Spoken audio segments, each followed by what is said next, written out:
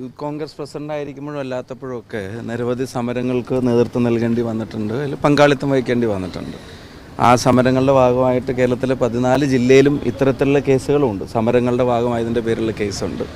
അതിലൊരു കേസ് നടപടിക്രമങ്ങൾ പാലിച്ചപ്പം പിഴയടച്ച് തീരേണ്ട ഒരു കേസ് അങ്ങനെ വന്നു. അതിപ്പം ഇന്ന് കോടതിയിൽ ഹാജരാവാൻ ഇച്ചിരി വൈകി പല കാര്യങ്ങൾ കൊണ്ട്. അപ്പോൾ ഇന്നിപ്പോൾ പിഴയടച്ചു. അതിൻ്റെ ഒരു ടിൽ റൈസ് ഒരു വിധി ഉണ്ടായിരുന്നു, അതും തീർത്തു. ഇപ്പോൾ ആ കേസ് തീർന്നു.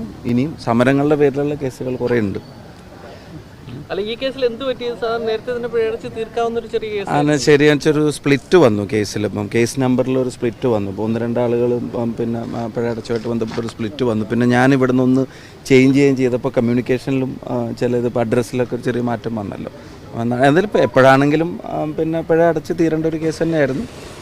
കുറേ കേസുകളുണ്ടായിട്ടുണ്ട് സമരങ്ങളുടെ. ഇന്നിപ്പോൾ രാഹുൽ ഗാന്ധിയുമായി ബന്ധപ്പെട്ട് അദ്ദേഹത്തിൻ്റെ ഓഫീസുമായിട്ട് ബന്ധപ്പെട്ട ഒരു കേസിൽ ഇൻസ്റ്റൻ്റായിട്ട് നടന്ന ഒരു സ്പോണ്ടേനിയസ് ആയിട്ട് നടന്ന ഒരു സമരമാണ്. അതിൻ്റെ ഭാഗമായിട്ടുണ്ടായ ഒരു കേസാണ്.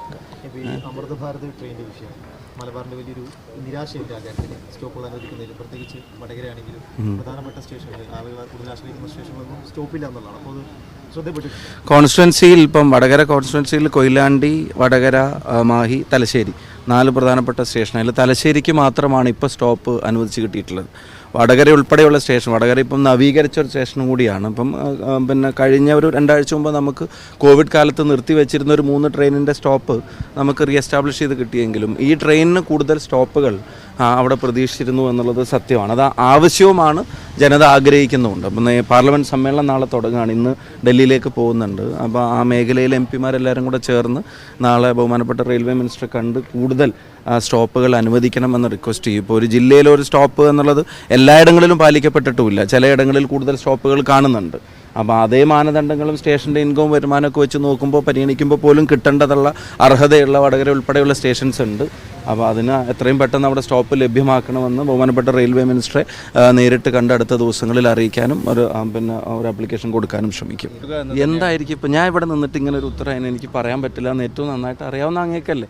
ആരാണെങ്കിലും അതിപ്പോൾ സിറ്റിംഗ് MLA ആണെങ്കിലും അല്ലെങ്കിലും ഒക്കെ പാർട്ടി തീരുമാനം അത്തരം കാര്യങ്ങൾ വരാനിരിക്കുന്നേ ഉള്ളൂ.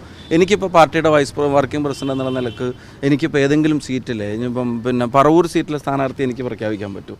അപ്പോൾ അതൊരിക്കലും ഇങ്ങനെ ഒരു മാധ്യമ ചോദ്യത്തിൻ്റെ മുമ്പിൽ ആരായിരിക്കും പാലക്കാട്ടെ സ്ഥാനാർത്ഥി, അല്ലെങ്കിൽ ആരായിരിക്കും കോഴിക്കോട്ടെ സ്ഥാനാർത്ഥി, മറ്റേ പേരാമ്പ്രയിലെ സ്ഥാനാർത്ഥി, നാദാപുരം, ഇതൊന്നും ഇപ്പോൾ ഓഫ് ഹാൻഡ് എനിക്ക് പറയാൻ പറ്റുന്നൊരു കാര്യമല്ല. പാർട്ടി അതിൻ്റെ ഡിസ്കഷൻസ് ആരംഭിച്ചിട്ടുണ്ട്. ഞങ്ങൾ ഇത്തവണ അതും പാർട്ടി പ്രസിഡന്റിന് പറഞ്ഞു. ഇപ്പോൾ കഴിഞ്ഞ ദിവസം ഡൽഹിയിലെ മീറ്റിംഗ് ഉണ്ടായിരുന്നു.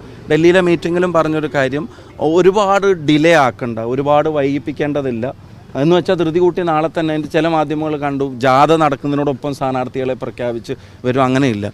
ചില മാധ്യമങ്ങൾ വയനാട് ക്യാമ്പ് നടക്കുമ്പോൾ പറഞ്ഞ് 70 സ്ഥാനാർത്ഥികളെ ഇപ്പോൾ പ്രഖ്യാപിക്കും എന്ന് പറഞ്ഞു. നിങ്ങളല്ല കേട്ടോ, 70 സ്ഥാനാർത്ഥികളെ ഇപ്പോൾ പ്രഖ്യാപിക്കും എന്ന് പറഞ്ഞിട്ട് വാർത്തകൾ കൊടുത്തു. പക്ഷേ അങ്ങനെയൊന്നും ഒരു പാർട്ടിക്ക് ചെയ്യാൻ കഴിയില്ലല്ലോ. അതിൻ്റെ നടപടിക്രമങ്ങളുണ്ട്. ഇപ്പോൾ സ്ക്രീനിങ് കമ്മിറ്റി വന്നു, മധുസൂദനൻ മിസ്ത്രിയുടെ നേതൃത്വത്തിലുള്ള കമ്മിറ്റി വന്നു.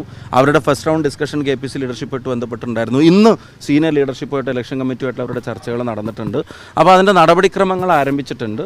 ഞങ്ങൾക്ക് കൂടുതൽ എഫക്റ്റീവായി ടൈം ബൗണ്ടായി നല്ല സ്ഥാനാർത്ഥി പട്ടികയായിരിക്കും ഇത്തവണ കോൺഗ്രസിൻ്റെ പുറത്തു വരാൻ പോവുക എന്നുള്ള ആത്മവിശ്വാസം ഞങ്ങൾക്ക് എല്ലാവർക്കും ഉണ്ട്. പാലക്കാട് BJPയുടെ ഒരു പാലക്കാട് BJPയുടെ A ക്ലാസ് മണ്ഡലമാണ്. അപ്പോൾ മുൻ MLA എന്ന നിലക്ക് താങ്കളെ ജനങ്ങൾ ആവശ്യപ്പെട്ടാൽ താങ്കൾ എൻ്റെ പൊന്നു BJP A ക്ലാസ് മണ്ഡലം എന്നുള്ള നിലക്ക് അവരുടെ അവകാശവാദത്തിനപ്പുറത്തേക്ക് പാലക്കാട് അസംബ്ലി അവർ ജയിക്കാൻ പോകുന്നില്ല. അപ്പോൾ നിങ്ങൾക്കറിയാം, കഴിഞ്ഞ 3 തെരഞ്ഞെടുപ്പിലും വലിയ അവകാശവാദങ്ങളുണ്ടായിരുന്നു. ഇപ്പോൾ കഴിഞ്ഞ തെരഞ്ഞെടുപ്പിൻ്റെ മുമ്പത്തെ തെരഞ്ഞെടുപ്പിലൊക്കെ എത്രത്തോളം വലിയ ക്ലെയിം ഓഫീസ് വരെ തുറന്നു വെച്ചതാണ്. ഇപ്പോൾ കഴിഞ്ഞ തെരഞ്ഞെടുപ്പ് വന്നപ്പോൾ അവർ വലിയ ക്ലെയിമാണ് വെച്ചിരുന്നു. അതിൻ്റെ മുമ്പത്തെ തെരഞ്ഞെടുപ്പിൽ പ്രധാനമന്ത്രി ഉൾപ്പെടെ നേരിട്ട് വന്ന് പ്രചരണം നടത്തിയാണ്. പക്ഷേ പാലക്കാട്ടെ ജനാധിപത്യ സമൂഹം, പാലക്കാട്ടെ മതേതര സമൂഹം തീർച്ചയായിട്ടും അത്തരം കാര്യങ്ങളിൽ പിന്നെ വളരെ സ്ട്രോങ് ആയി UDFനൊപ്പം നിൽക്കുമെന്ന് തന്നെയാണ് ഞങ്ങളുടെ പ്രതീക്ഷ. അതുകൊണ്ട് BJP ഓഫീസുണ്ട്, അവിടെ ഉണ്ട്, പോയാറി. MP-മാരുടെ മത്സരത്തിൻ്റെ കാര്യത്തിലും ഞാൻ പറഞ്ഞല്ലോ, അങ്ങനെ ഒരു തീരുമാനം ഇപ്പം MP-മാരെല്ലാവരും കൂടെ മത്സരിക്കാൻ റെഡിയായിട്ട് നിൽക്കുന്നില്ല. അതങ്ങനെ MP-മാർ മത്സരിക്കുമോ ഇല്ലെന്ന് എല്ലാ ദിവസവും പിന്നെ വാർത്തയും ചോദ്യവും നിങ്ങൾ തന്നെ കൽപ്പിക്കുന്ന ചില ഉത്തരങ്ങളും പരിഗണിക്കപ്പെടുന്ന ചില ആളുകൾ പരിഗണിക്കുന്ന ചില അല്ല, അങ്ങനെ അത് പാർട്ടി ഔദ്യോഗികമായിട്ട് തീരുമാനം വന്ന ആ തീരുമാനം ധാരണ വന്നത് എല്ലാവർക്കും ബാധകമായിട്ടുള്ള തീരുമാനം. പാർട്ടി തീരുമാനം വന്നാൽ ഞാൻ ശിക്ഷ പീരീഡിലായതുകൊണ്ട് ഇപ്പോൾ നടന്ന വാർത്തകൾ ഞാൻ കാണാം. ലോകത്തെവിടെയായാലും ഏത് സമയത്തും 24 വാർത്തകളും ഓഗ്മെന്റഡ് റിയാലിറ്റി പാക്കേജുകളും എക്സ്പ്ലെയിനറുകളും വിശദമായി കാണാൻ ഞങ്ങളുടെ യൂട്യൂബ് ചാനൽ നിങ്ങൾക്ക് സബ്സ്ക്രൈബ് ചെയ്യാം.